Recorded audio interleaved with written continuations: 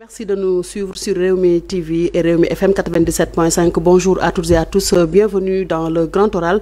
Ce samedi 4 mai 2024, nous recevons professeur Penda Mbow, historienne, ancienne ministre de la Culture et de la Communication, militante de la société civile. Bonjour, professeur. Merci d'avoir répondu à notre invitation. Je vous remercie. Je remercie Rewmi FM de m'avoir invité ce jour. Merci. C'est un plaisir de vous recevoir dans le Grand Oral. Je suis également avec Abdoulaye Mbow, comme toujours. Abdoulaye, bonjour. Bonjour à vous, Ndeye Demet, et bonjour au professeur Penda Mbow. C'est un honneur de l'avoir sur le plateau du Grand Oral. Alors, merci beaucoup, Abdoulaye. Tout de suite, nous allons regarder le portrait du jour et revenir sur le plateau.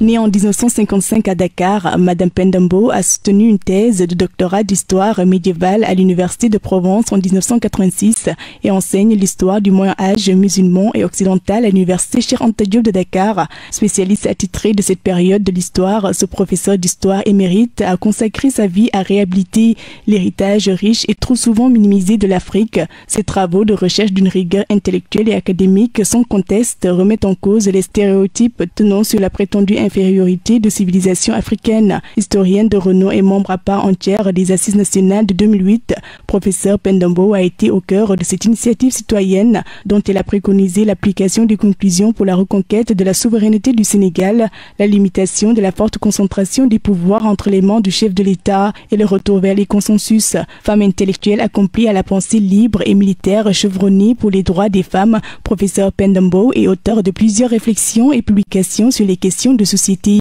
de genre, de démocratie, de citoyenneté et de bonne gouvernance au Sénégal et en Afrique et peint aujourd'hui la société sénégalaise comprise en otage par les hommes politiques. Féministe charismatique d'envergure respectée à travers le monde et engagée dans la société civile depuis plus de 20 ans, professeur Penda Mbow a créé un mouvement citoyen centré sur le leadership intellectuel et politique des jeunes. Membre de plusieurs sociétés savantes, professeur Penda Mbow a obtenu plusieurs décorations et les de l'Ordre national du mérite, chevalier de la Légion d'honneur française, puis officier de la Légion d'honneur, docteur honoris causa de l'Université de Uppsala en Suède, lauréate du prix Jean-Paul II pour la paix, docteur honoris causa de l'Université de Cluj en Roumanie, présidente du panel ouest-africain de la Fondation Global Challenge. Professeur Penda Mbow fut brièvement ministre de la Culture en 2001 dans le gouvernement Mamadou Dior Boye et candidate à la mairie des HLM en 2002 sous les couleurs des Verts du Rassemblement des écologistes du Sénégal pour briguer les suffrages des citoyens. Après l'alternance de 2012, professeur Penda Mbow est nommée représentante personnelle du chef de l'État auprès de l'Organisation internationale de la francophonie et à ce titre, elle a participé à plusieurs sommets et rencontres de cette organisation. En 2023, il a participé à la rencontre du Forum 2000 tenue à Prague dont la thématique générale